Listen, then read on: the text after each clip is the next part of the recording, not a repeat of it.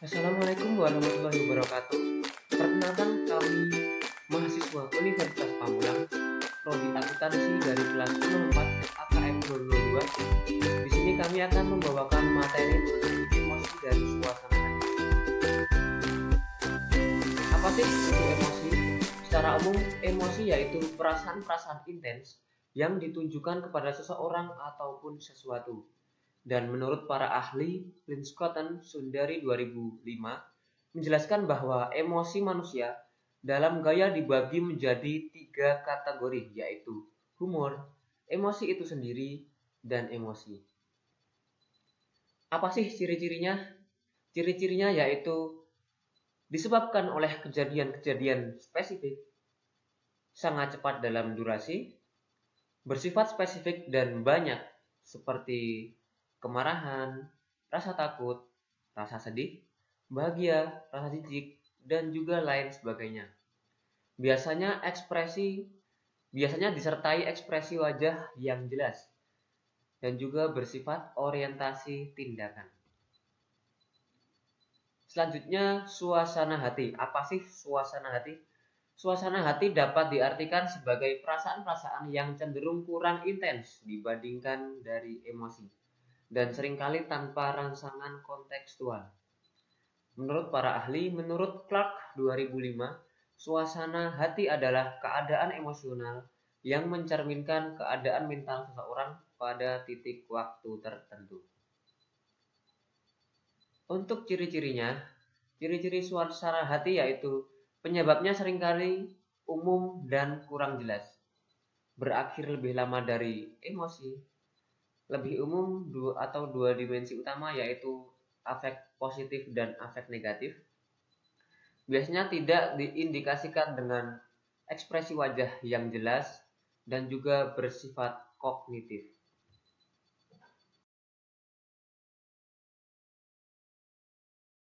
Selanjutnya, hubungan antara emosi dan suasana hati.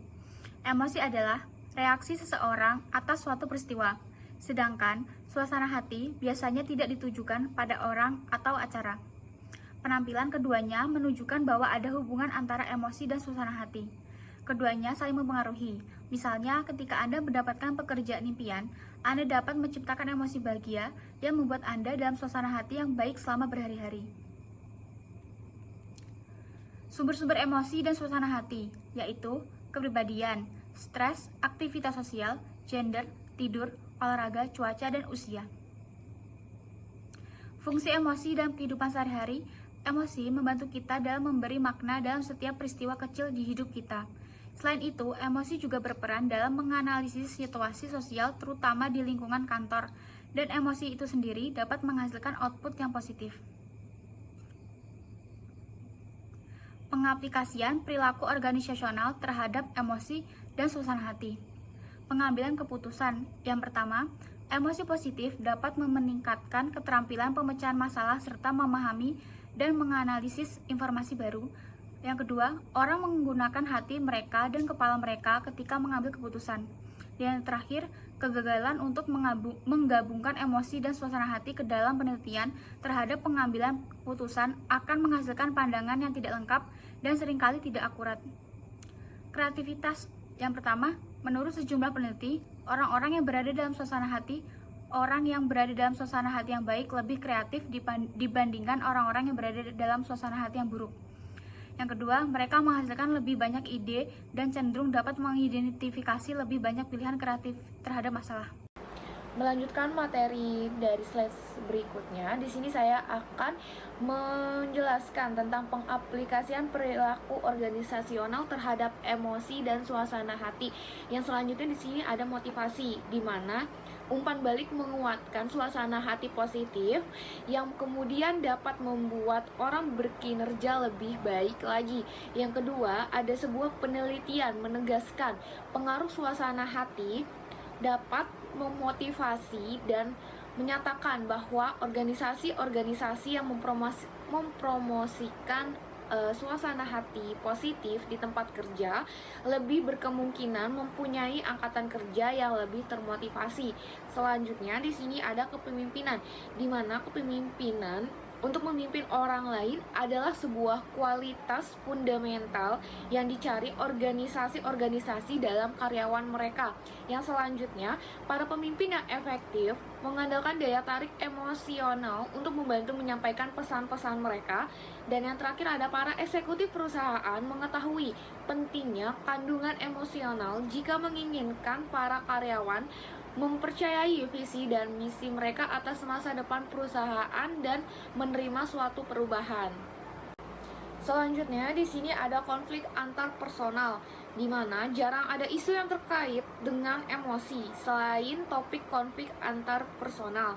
Dan yang terakhir adalah keberhasilan seorang manajer konflik saat mencoba menyelesaikan konflik yang terjadi antara individu dengan individu lainnya, karena di sini para manajer dapat mengendalikan emosi mereka.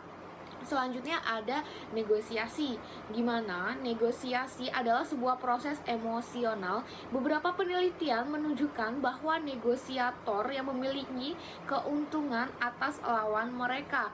Yang selanjutnya ada negosiator yang buruk mengalami emosi-emosi negatif, mengembangkan persepsi-persepsi emosi negatif, mengembangkan persepsi negatif atas lawan mereka, dan kurang bersedia berbagi informasi atau bersikap kooperatif dalam negosiasi yang akan mendatang.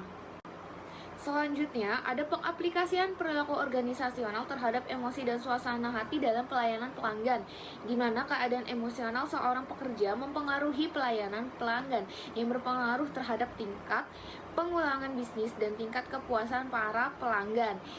Efek kesesuaian antara emosi karyawan dan pelanggan, sebuah efek yang oleh para praktisi PO disebut sebagai penularan emosional. Dan selanjutnya ada pengaplikasian perilaku organisasional terhadap emosi dan suasana hati dalam sikap kerja, di mana beberapa penelitian menunjukkan bahwa orang-orang yang mempunyai hari-hari yang lebih baik di tempat kerja cenderung berada dalam suasana hati yang lebih baik.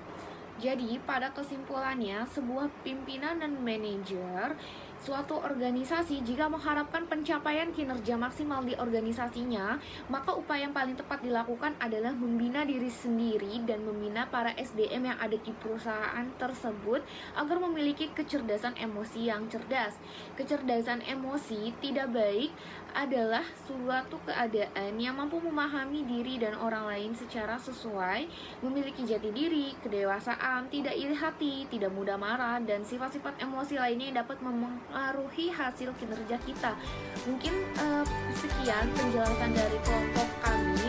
Apabila ada yang kurangnya kami mohon maaf, dan apabila teman-teman memiliki kritik dan saran, kami persilakan. Wabillahi taufiq wal hidayah. Wassalamualaikum warahmatullahi wabarakatuh.